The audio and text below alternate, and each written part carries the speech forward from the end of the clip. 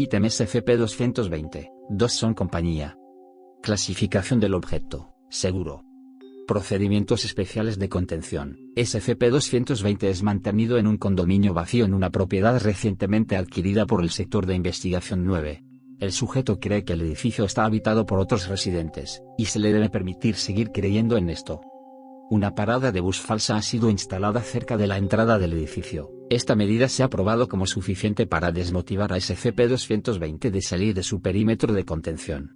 SCP-220 exhibe temor cuando intenta ir más allá de la recepción del edificio, probablemente debido a cambios de movilidad. El sujeto a veces se mantendrá sentado en el paradero de bus por periodos de hasta 1 hora antes de regresar al edificio. Se le ha proporcionado al cuarto de SCP-220 un teléfono con un dispositivo de grabación automático, cortesía de la residencia. Materiales alimenticios, médicos y recreacionales deben ser proporcionados a partir de lo dicho en estas grabaciones, y de las muchas grabaciones de vídeo en vivo. Nuevas peticiones deberán ser entregadas al Dr. Hart para ser aprobadas o negadas. Debido al incidente 220-P, solo el personal de clase tienen aprobación para tener contacto en persona con SCP-220, y deberán ser puestos inmediatamente en cuarentena después de la realización de la prueba, de acuerdo a los procedimientos de contagio del sector 9. Descripción: SCP-220 es un humano masculino multirracial capaz de hablar inglés, de 76 años de edad de acuerdo a la fecha de 15 de mayo de 2012. SCP-220 presenta comportamientos sintomáticos de trastorno de identidad disociativo, refiriéndose a sí mismo alternativamente y actuando como una de dos identidades. Es desconocido si SCP-220 está afectado por una enfermedad psicológica, o está interpretando el rol de dos personas distintas a propósito. En el compartimiento público y privado de SCP-220, la identidad de Ormond Garibaldi se alterna con la de Ali G., nombre que corresponde con el certificado de nacimiento del sujeto.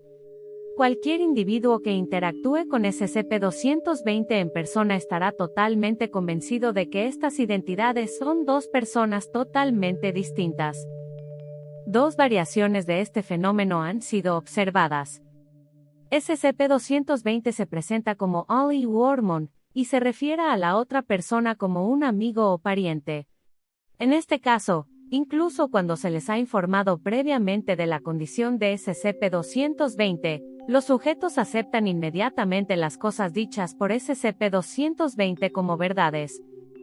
SCP-220 se presenta como Ali Ormond, y cambia de identidades durante la conversación.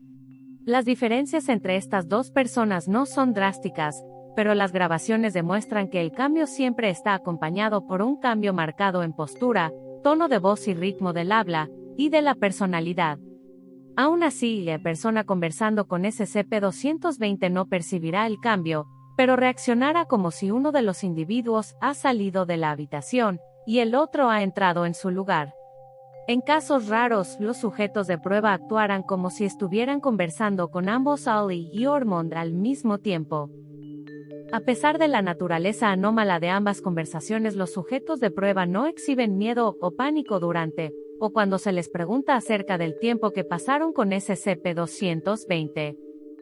Los efectos de SCP-220 son irreversibles, sin importar si el individuo es informado de la naturaleza de SCP-220 antes y o después de la prueba en persona.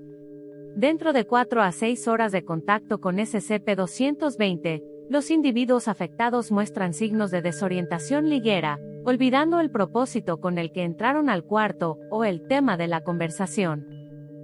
Esta desorientación es el inicio de un estado permanente de confusión de identidad. Individuos afectados empezarán a percibir a cualquier persona con la que entren en contacto como dos individuos distintos.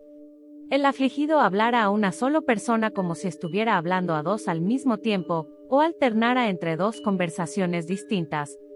La mayoría de los sujetos afectados perciben a uno de estas identidades ilusorias como un amigo cercano o pariente, sin importar si el compañero de conversación es un conocido o un desconocido. Incidente 220-P. Extracto de las notas del Dr. Hart. Estos efectos secundarios del contacto con SCP-220 fueron descubiertos accidentalmente durante una evaluación psiquiátrica de D7-1905 por el Dr. Palermo. 24 horas han pasado desde la exposición de D7905 a SCP-220. La confusión y desorientación del individuo afectado han incrementado hasta el punto de referirse al Dr. Palmero como su padre repetidas veces.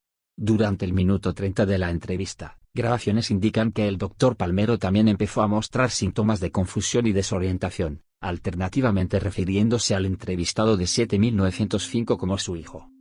Los efectos de SCP-220 fueron determinados como altamente contagiosos, contagio a través de contacto personal, incluido contacto visual sin verbalización acompañada. 5 individuos fueron puestos en cuarentena, los de clase D fueron eliminados. La condición del Dr. Palmero ha deteriorado de confusión de identidad aún está parecido a Alzheimer avanzado. El potencial de contagio de estos síntomas ha sido probado como más efectivo dependiendo de su severidad.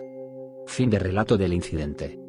Individuos que observan a SCP-220 a través de grabaciones de audio o audiovisuales no demuestran ningún efecto anómalo, siempre cuando estas grabaciones no sean una conversación de ambos lados con SCP-220. Anexo 1.